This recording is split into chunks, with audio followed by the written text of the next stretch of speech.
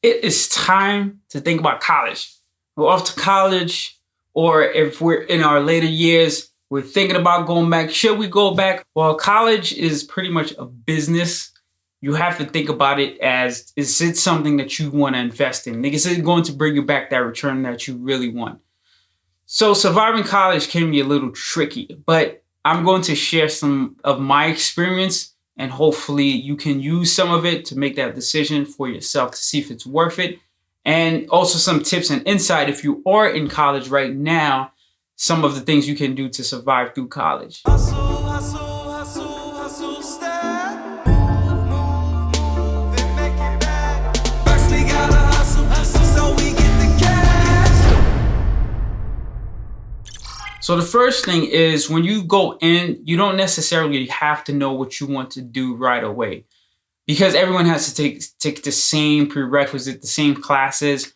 Really, it's really in your second and third year you have to really think about, okay, what do I want to go into? So you should really think about what you want to do on your second or third year, because it really impacts the rest of your college days, the classes that you really have to take and not to take. So it's important that we don't go in there and just thinking we have to know exactly what we want. No, test the waters first, and you should be going through some experiences in life. If there's something that you're curious about, try to see what it's like a day in the field, maybe doing an internship, so you can see if it's something you really enjoy and like it. But for the beginning stages, do not worry and overwhelm yourself with, oh my God, what is it that I want to do? I have to know before I start in there. But no. So for the first year, especially if you don't know what you want to do, take all the general classes. Like, just get those out the way. Your first year, everybody pretty much takes the same things over and over. Your second year, though, if you kind of know like the big overall area that you want to study, like for me, it was in computer science. Like, I knew there was something in computer science I wanted to do. There's certain classes that I had to take starting the second year, and I did those. Even though those classes overlap with similar majors, like if I was a math major or some other science major, those classes would have overlapped and counted as well. So if you have like 3 majors that you know you want to stick around to, see if there are overlap classes and try to take those on the second year. Your second year gets a little more tricky because those count more, unlike the first year where everything you take counts towards most majors. If you're taking a class and it becomes very hard, do not think about the grade. One thing I know that worked for me was essentially just doing the work. Staying focused on the work, getting it done, getting all assignments done. No matter what the grade was, whatever my peers was doing, I stopped worrying about the grades, because I'm like, you know what? If I do the work, what's the worst that can happen? And that worked very well, because the professor does not fail you if they see that you're getting all your assignments done or doing your work. The lowest they'll give you is a C, unless that professor is a really asshole. But from my experience, I haven't gotten that from anyone. Neither of my peers as well. Like, all of them who were struggling with classes and just did their work, they always ended up getting at least a C in the class. Don't be afraid of tutoring as well. If you have to get on a tutoring session with someone, even with the teacher too, like, ask the teacher for help. You just have to try to learn something. Like, I know I struggle with statistics, and when I was getting into computer science, I really struggled with a lot of the programming, syntax, and all these things. They became very difficult for me to understand, but the minute I was able to overcome that bump, everything else just clicked, and it just made sense. I may have not been the brightest, but I can solve for any issues or problems that was assigned to me. I can create a program that does X, Y, Z. It may take me longer, it may not be the most efficient, but I can definitely solve for it, because there's the part of my brain that just seemed to have opened a certain gateway. And it's because of tutoring and being able to ask for help and just overcoming that hump. Like, we just keep trying and trying one day, and then bam, that light bulb just spark, and then we get it. So it's very important that we ask for help when needed. Always have confidence and faith in yourself, because nothing good comes easy. If you want something and you know you like for it, and you see that it's a struggle, but it is what you really want, you have a passion for it, continue to go for it and have faith in yourself. Do not let the overwhelming amount of work stress you out. It is supposed to stress you out, and it will stress you out. You will have some level of stress, but do not let it get the best of you. Always overcome that and know that you can fight through it and you can beat it just like everybody else. Everyone has to go through that to college.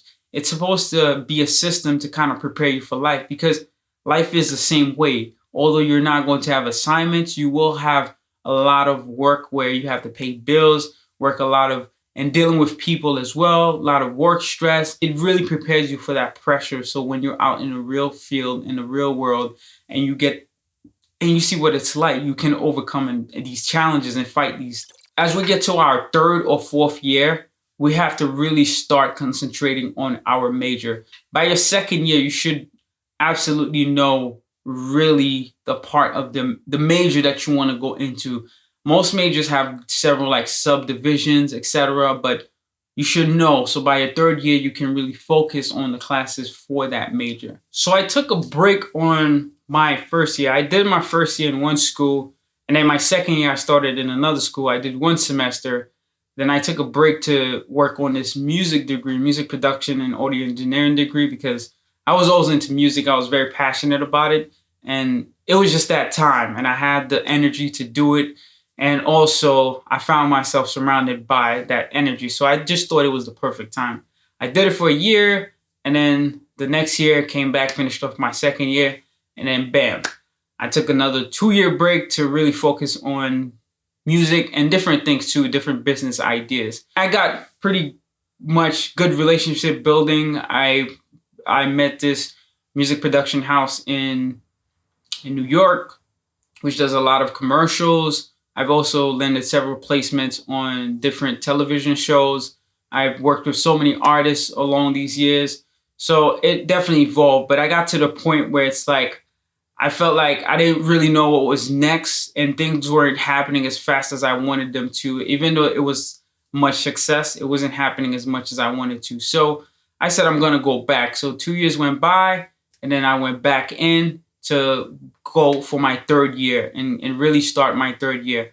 By then, I really knew what I wanted to. I knew I wanted to stick to computer science, but then I discovered user experience design.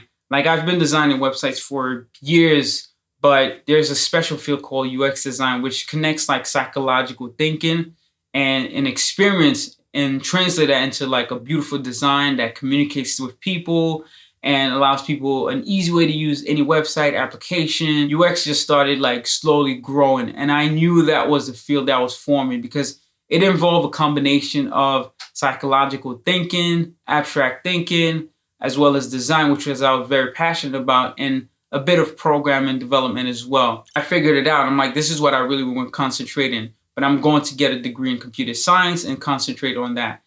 And it really happened that way. So in my third year, I did all these classes, and I think on my last semester on my third year was when I started taking a class that was dedicated towards like programming websites, because a lot of the curriculums for the degree lacked that, right?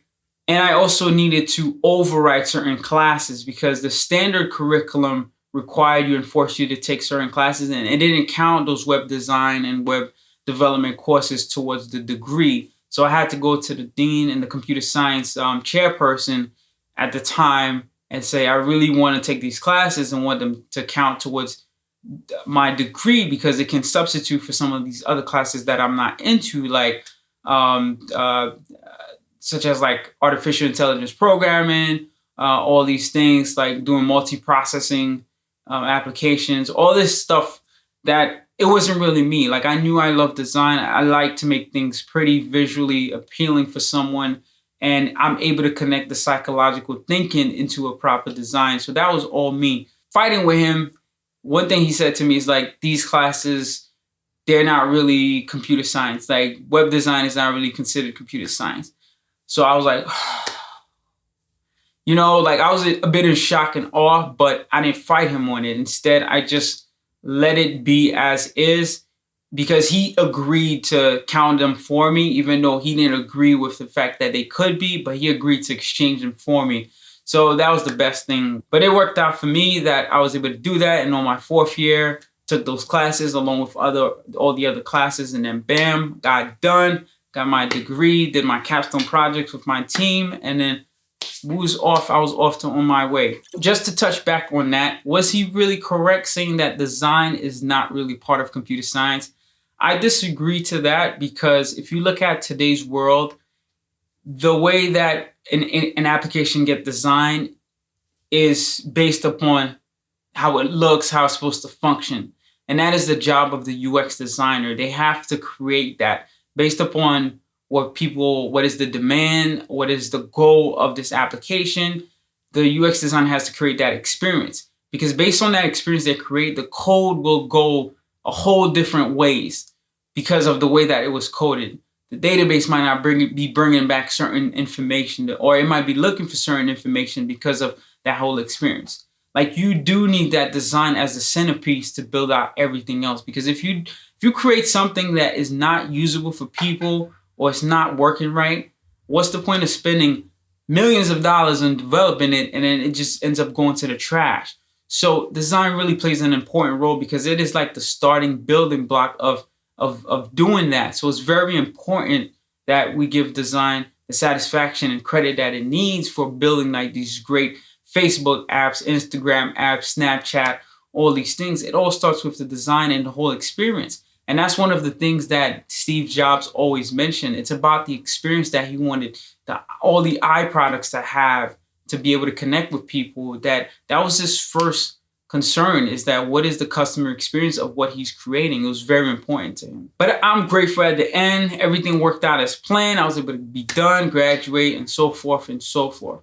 So my thing is, if you see that there is a field that you want to study, but there's something you want to really concentrate on, do not let it discourage you from doing that major at all. Instead, try to, because no one gave me a handbook and told me this XYZ. I said I wanted to do this, and I had to come to the chair and say, how can I override these classes? It was just an idea, but no one gave me a handbook on this is the way that I need to go about it. I didn't even know that was a thing. Like, you can override classes in a major. Like, no one told us that at all. Like, there's no one that gives you a handbook on that. So it's very important that if you have an idea, you express it, you knock. Don't just go through the college curriculum as is, because I think that's how many of us get disappointed, because there's a major out there that's close to what we want to do, but it's not quite exact. So we have to make it exactly what we want so that we can get the outcome that we want out of it. I create experiences